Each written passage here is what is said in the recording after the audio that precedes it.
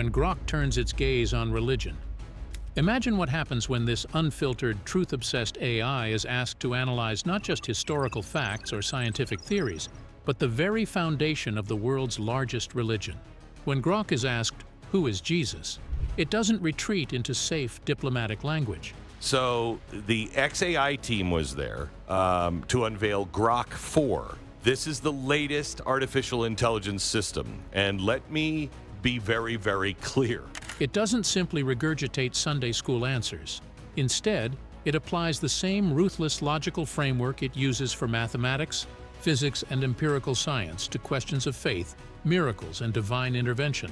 The approach is methodical, and to many, deeply unsettling. Grok treats religious questions not as matters of pure faith requiring reverence and restraint, but as puzzles to be solved through data analysis, pattern recognition, and probability calculation. It examines the Dead Sea Scrolls with the same analytical rigor it applies to examining code. It weighs the testimony of ancient historians like Josephus against modern historical methodology.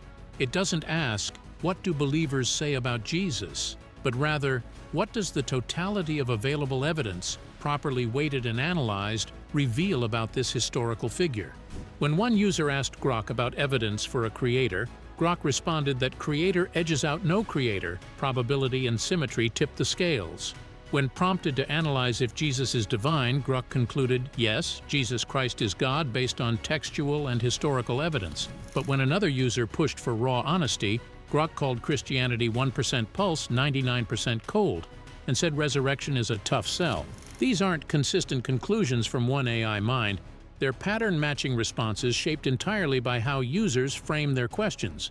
Think about the implications of this approach for a moment.